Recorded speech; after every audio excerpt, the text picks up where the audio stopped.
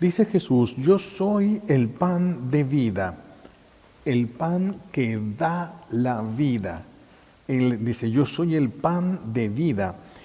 No es un pan que sostiene la vida física, sino es el que nos devuelve la vida eterna.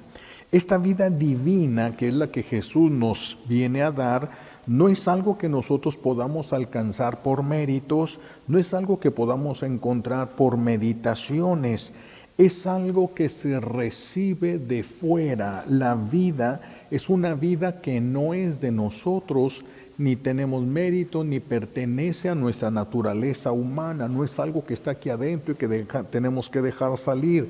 La vida divina, la gracia, es algo que es de Dios y Dios nos lo transmite, lo recibimos de fuera, lo recibimos de Dios.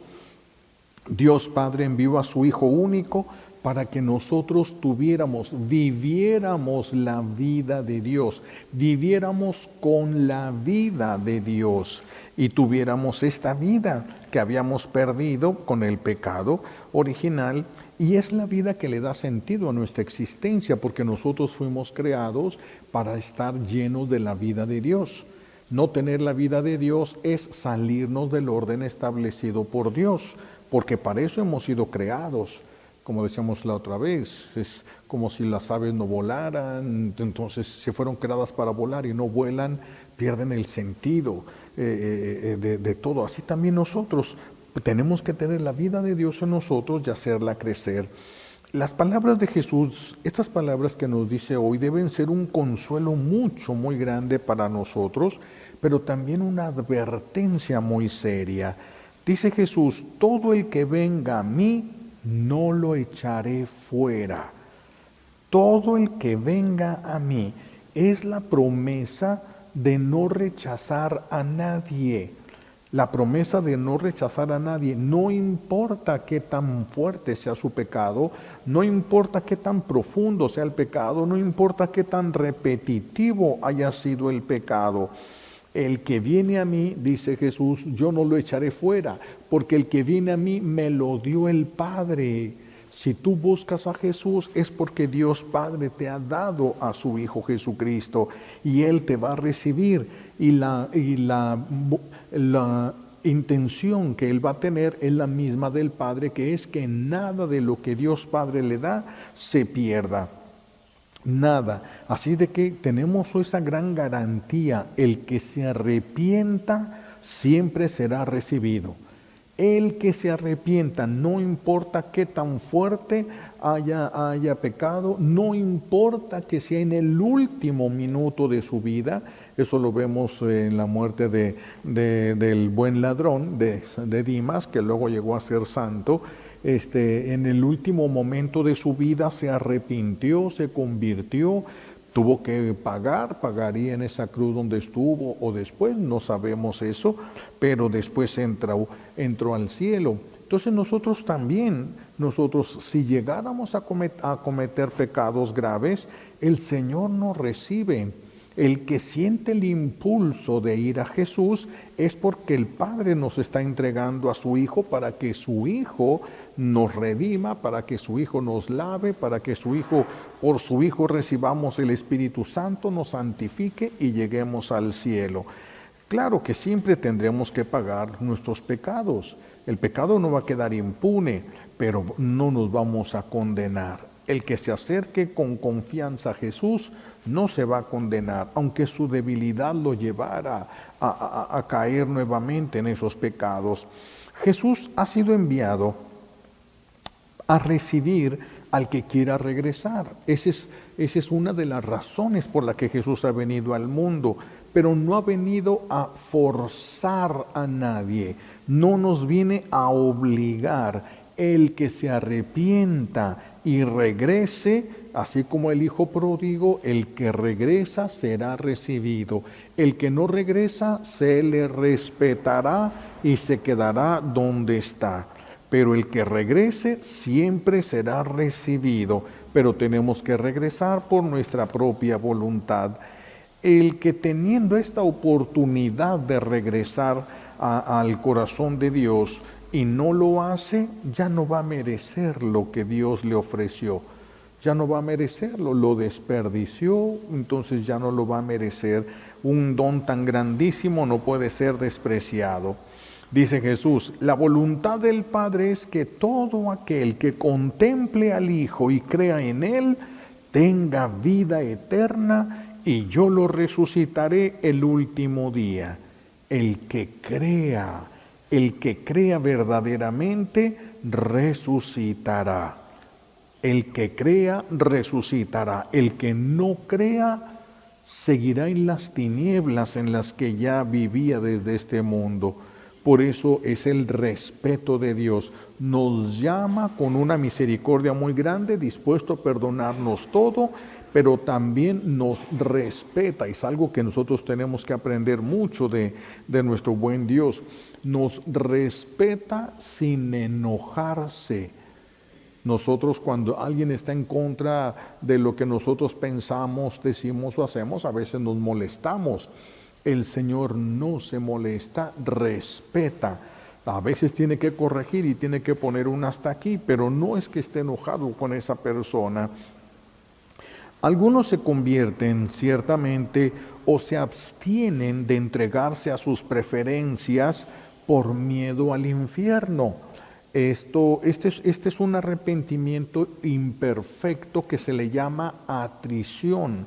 Cuando nosotros cambiamos, dejamos el pecado o nos acercamos a Dios por miedo a caer en el infierno, se le llama atrición.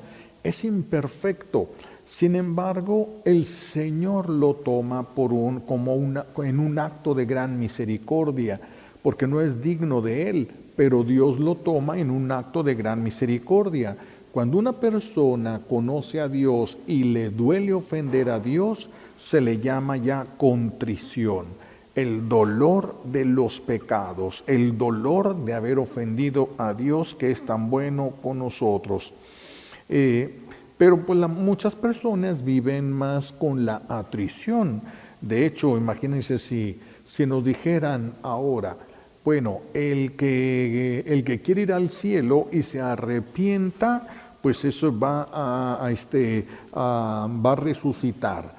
Y el que no quiere irse al cielo y acepta el pecado, simplemente el día que se muera va a dejar de existir.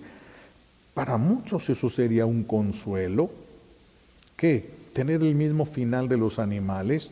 Pero para muchos sería un consuelo y tal vez no faltarían personas que preferirían dejar de existir que dejar de sentir el placer en este mundo. Tal vez sería para ellos más fácil pensar en dejar de existir. Aquí es donde se notaría, según el impulso de nuestro corazón, si nosotros queremos cambiar por miedo al infierno o por amor a Dios. Ahí se notaría, ahí se quedaría más claro. Nosotros somos como ese niño, ¿verdad? Que un hombre rico lo recoge, estaba en la calle, vivía en la calle ahí tirado en las banquetas, y un hombre rico lo recibe en su casa y lo adopta. Y le dice, si no te vas de la casa y si no haces nada digno de que se te tenga que expulsar, todo esto lo vas a heredar junto con mi otro hijo. Pues ese niño, si quiere mantenerse en la casa y si quiere que no lo saquen de ahí, tendrá que voltear y decirle al hijo mayor, ¿qué tengo que hacer? ¿Qué le agrada? ¿Qué es lo que no le agrada? Enséñame a hacer las cosas como Él quiere que las haga, porque quiero quedarme. Eso es Jesús. El que quiere entrar al cielo tiene que voltear a Jesús y decirle, dime qué es lo que le agrada al Padre. Porque nosotros no tenemos un contacto directo con Dios Padre como para preguntarle a Él qué sí le agrada y qué es lo que no le agrada de nosotros. Tú y yo podríamos imaginarnos que algo le pudiera gustar a Dios Padre. Jesús sabe lo que le agrada a su Padre Celestial. Entonces es importante que nosotros queramos ir al cielo, es importante que nosotros nos abracemos a Jesús, pero para esto vamos a necesitar tener fe. Necesitamos una fe muy grande. La fe siempre va a ser sometida a prueba. La fe, todos decimos que tenemos fe, sí, pero la fe tiene que ser sometida a prueba. Es igual en la escuela, para que pasen de primaria a secundaria, de secundaria a preparatoria, para que se vaya pasando de nivel, hay que pasar una prueba. También para pasar de la tierra al cielo es necesario pasar una prueba. Por eso es muy importante que protejamos nuestra fe, que nosotros cuidemos nuestra fe. Nuestra fe debe ser muy grande, tan grande que se pueda sostener en los momentos de prueba. Tener fe y una fe que se pueda sostener en los momentos de prueba. Ahora mismo nuestra fe está siendo puesta a prueba en estos tiempos. Hay persecuciones muy grandes contra nuestra fe. En algunos lugares es una persecución violenta de muerte física. En otros lugares es menos violenta en cuanto a lo físico, pero está también siendo probada nuestra fe. En algunos lugares, por ejemplo, con ideologías que contradicen la fe, contradicen lo que Jesús dijo, y entonces empieza a ponerse a prueba qué tanto crees, qué tan grande es tu fe. Por eso podemos y debemos fortalecer siempre nuestra fe. Nosotros somos tan verdaderamente libres que por eso Dios permite la prueba. Somos libres, no hay un determinismo, es decir, este nació para condenarse. No existe un determinismo. A este le va a pasar esto y no hay nada con que lo pueda evitar. No hay un determinismo. No existe un determinismo. Todo va dependiendo mucho de las decisiones libres o no tan libres que vamos tomando a lo largo de nuestra vida. Por eso es que Dios nos pone a prueba, para conocer nuestra fe y que nosotros mismos conozcamos nuestra fe. Por eso el Señor permite las pruebas. Quiere ver qué es lo que vamos a decidir. Repito, puede deducirlo porque tiene un gran conocimiento sobre nosotros, pero respeta totalmente nuestra libertad. Y nosotros podemos brincar de una cosa a otra, podemos hacer cosas inesperadas. Por eso la psicología no es una ciencia exacta, porque no se puede encajonar, todo el que le pasó esto va a ser así y este va a ser así. No, se va modificando por muchas circunstancias en nuestra vida. Jesús nos advirtió que así como lo trataron a Él, así nos iban a tratar a nosotros los que creyéramos en Él. Por eso en la primera lectura escuchamos cuando matan a Esteban y se suelta la primera persecución violenta contra la iglesia que estaba naciendo apenas, que estaba iniciando. Pero nuestro buen Dios siempre sabe sacarle muchas cosas buenas a un mal. A esa persecución, a través de esa persecución que Él no promovió, pero que sí permitió, Él permite ahora que se vaya esparciendo la fe, que los que creyeron y se fueron del lugar, pues fueran llevando la fe, fueran difundiendo el Evangelio. Entonces el Señor va permitiendo, pone a prueba, conoce nuestra fe y todavía le saca más provecho. Mientras nosotros estemos en este mundo, es un tiempo en el que se nos van a presentar opciones. Vamos a tener la necesidad de decidir. Tenemos opciones y entonces nosotros vamos a tener que elegir una de estas opciones y la vamos a elegir según la fe que nosotros tengamos. En base a esa elección que nosotros hacemos, Dios va a hacer una selección. Todos somos llamados. El que lo elija a Él, lo selecciona para Él porque es parte de nuestra libertad. Está respetando y respaldando nuestra libertad.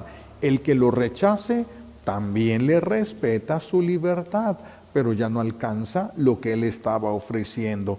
Pues es tan importante la fe.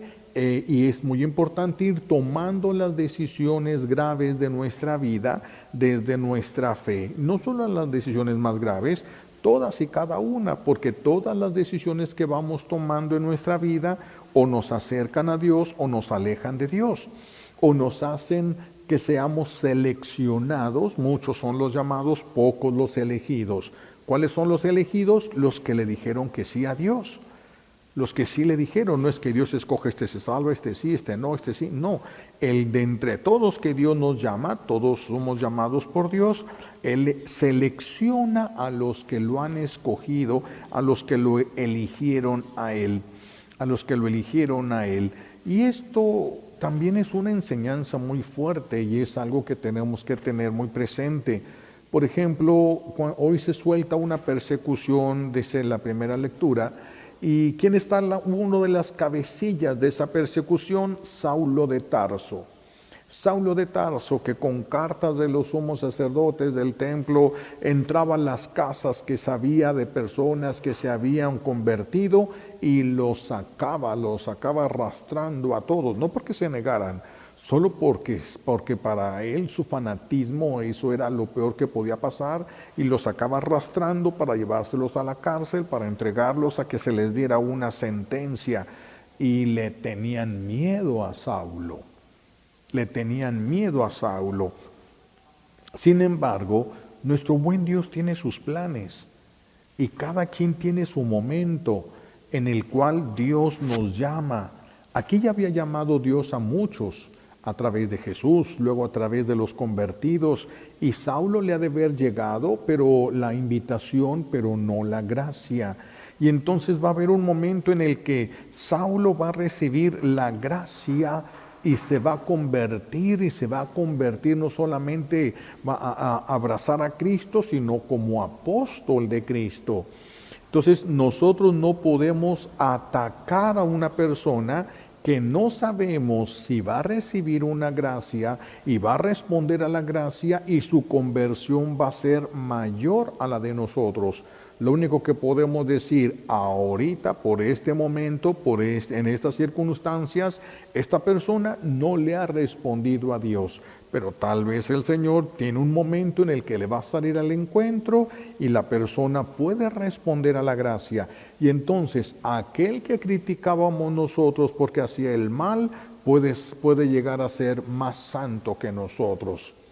Por eso no podemos irnos, no sabemos en qué va a quedar, no conocemos, diríamos ahora, el fin de la película, no conocemos el fin de la historia. Sabemos que esto está mal, esta persona está actuando mal, pero no sabemos si así va a terminar su vida. Hay que orar y que el Señor le conceda una gracia igual a la de San Pablo, que tumbe a nosotros también, que nos conceda una gracia que nos tumbe de la vida que llevamos, del ritmo de vida que nosotros llevamos ahora. Que el Señor nos tumbe de ahí para que nosotros podamos abrazar la fe, convertirnos y regresar nuestro corazón a Dios, como sucedió con Pablo. Bueno, Saulo de Tarso, la conversión de él no fue del pecado a la gracia, sino fue del error a la verdad. Él estaba confundido y estaba actuando de acuerdo a sus convicciones, pero eso no dejaba de hacer que fuera un mal lo que él hizo. Y él lo va a reconocer. Yo soy como un aborto, dice él, soy como un aborto de apóstol, pero soy lo que soy por la gracia de Dios. No me lo merecía, pero Él me llamó. No lo pedí, pero Él me llamó y yo le dije que sí. Y eso lo va a llevar el Señor hasta ser uno de los pilares fundamentales de la iglesia. Un pilar fundamental, Pedro y Pablo, los pilares fundamentales de la iglesia.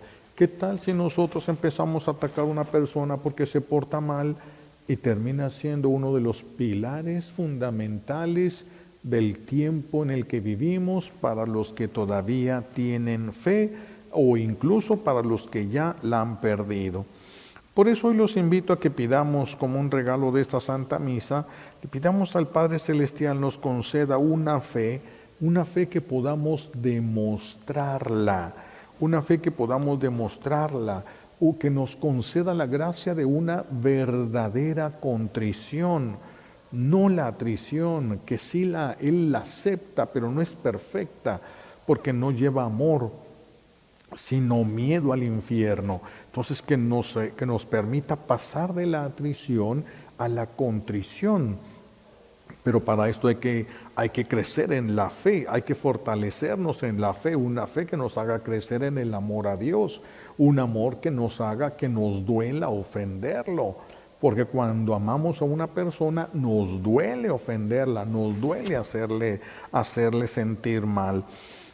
Pidamos la gracia de tener una certeza muy grande por nuestra fe de que no seremos rechazados. No seremos rechazados. Somos débiles, cometemos errores, pero no seremos rechazados. Esto no es para darle vuelo a la hilacha, no es para aceptar el pecado en nuestra vida. Esto es para que tengamos confianza de regresar a Él. Sientes el deseo de dejar el pecado, sientes el deseo de dejar el mal y regresar a Dios. Dios Padre te está entregando a su Hijo. Si tú aceptas, si tú abres tu corazón a este llamado del Señor, entonces te acercarás a Jesús, Jesús te redimirá y por su medio llegará a ti el Espíritu Santo y te santificará. Entonces, por eso es importante, la certeza de que no seremos rechazados, esto es muy importante. La fe, y con esto termino, la fe podríamos nosotros compararla con una semilla. Así se ve en la primera persecución. Cuando se lanzaron en la persecución, los del templo se lanzan en persecución contra aquellos que habían creído en Cristo. Ellos pensaron que si los agarraban, los mataban y los sepultaban, se acabó el problema. Pero la fe es como una semilla. Cuando alguien agarra a una persona que tiene fe, lo mata y lo sepulta, pues es cuando le das vida a la semilla. Es cuando la semilla germina y se multiplica, da más vida, genera muchas cosas cuando una persona con fe llega a morir. Cuando una persona sin fe muere, pues no tenía vida, ¿cómo va a generar vida? No va a generar vida en nadie, no va a generar favores a nadie, no va a alcanzar nada para nadie. Pero cuando una persona con fe y arrepentida de sus pecados llega a morir, si la llegan a matar en una persecución, repito, la fe es como la semilla, va a germinar bajo la tierra y un día va a florecer y va a multiplicar la semilla. Eso lo hemos visto aquí en México, los lugares donde hubo más mártires fueron Guanajuato, Michoacán, Tlaxcala. Son lugares que se llenaron de mártires y son los lugares, Guadalajara, todos estos, Monterrey, se llenaron de mártires y son los lugares donde hay más vocaciones. Son los lugares donde los seminarios siempre estaban llenos, es más, hacían sorteo para ver cuáles de los que querían entrar al seminario sí podían y cuáles no les iban a permitir. Eran muchos los seminaristas. Ahorita estamos en una crisis de fe, por eso es importante que la mantengamos. Y no importa lo que llegara a suceder, porque la fe es como la semilla. Nada más hay que luchar para que nuestra fe crezca, se fortalezca y dé fruto desde este mundo. Desde este mundo ya el Señor dirá lo que va a hacer, si va a permitir que nosotros sucumbamos ante una persecución o alguna otra cosa. Solamente Dios lo sabe, pero que tengamos la fe y la certeza de que si llegaran a matarnos, pues en lugar de perjudicarnos, nos ayudan. Y en lugar de destruir la fe, la multiplican. Que el Señor nos ayude a sostenernos, a crecer en la fe mientras estemos vivos, para que un día todos podamos encontrarnos en el reino de los cielos. Le pedimos a Dios Padre las gracias que necesitamos por los méritos de Jesucristo en la cruz y por la poderosa intercesión de la Santísima Virgen María al pie de la cruz. Alabado sea Jesucristo.